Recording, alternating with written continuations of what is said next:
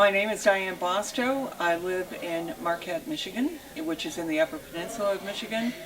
I'm secretary of the Libertarian Party of Michigan.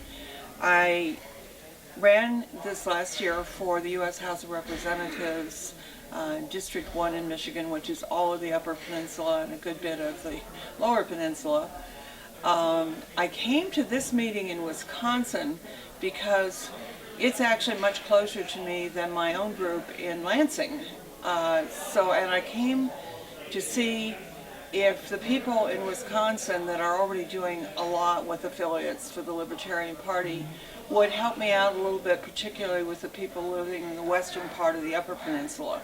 The distances are so great that to get any kind of critical mass, we have to get people that are close together. So the fact that one is Michigan and the other is Wisconsin is of no consequence to me. When it comes to voting and candidates, then of course it does. But in terms of growing the Libertarian Party, which we are doing, the most important thing is the opportunity for libertarians to have a chance to get together and have someone else to talk to. The particular thing I want is the brand new libertarians. They always thought they were going to be, and then particularly after the last election, say, okay, something's got to give. The two parties are not doing it for us. We need someone else. Oh well, these people are here, and gee, I actually agree with a lot of what they say. In fact, most people, I would say, in the Upper Peninsula of Michigan are libertarian in their beliefs. That is, I leave you alone, you leave me alone, except if you need some help, and then I help you. And they want the least amount of government interference in their lives possible, and they don't even know that there is a party that says that. So that's what I'm here to do, is to try to get some affiliates going in this part of the world, in the Michigan part, but with the help of the libertarian group in Wisconsin, which is so active. And how did you get involved in the Libertarian Party? I've always been libertarian by belief, as an economic belief and so forth, starting in the 70s. I became a part of the party in 2012. My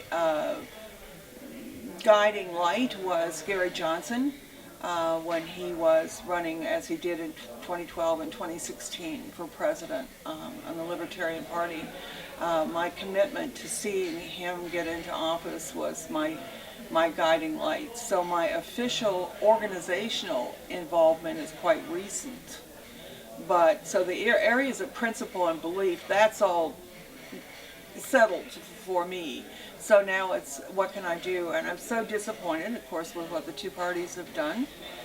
The biggest thing that we have to do is convince reasonable Democrats and Republicans and people in the media, at universities, whatever, that bipartisan is partisan.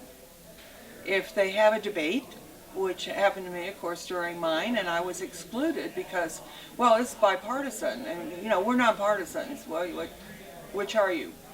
Bipartisan or nonpartisan? So fortunately, thanks to League of Women Voters and groups like that, I was invited to most of what happened. The ones that I got shut out of, as is true for libertarians, anybody that's not a Democrat or Republican across the country, was the televised free advertising for those people. So I'm quietly going and talking to people that just didn't understand what they were doing. Oh, well, we're fine, you know, this is nonpartisan, we're nonpartisan, we're a PBS station, we're nonpartisan. Well, that's only true if you included the Libertarian people, the Green Party, and those four were on the ticket in my district. And whenever then they would ask me, because they started to ask me, and I said, yeah, but you know, you really got to have the green guy too. I mean, come on. It's not an easy thing to get on a ballot. So the four of us deserve to be heard. And the people, more importantly, the people deserve to know we exist. Many, many people think that the party system is in the Constitution.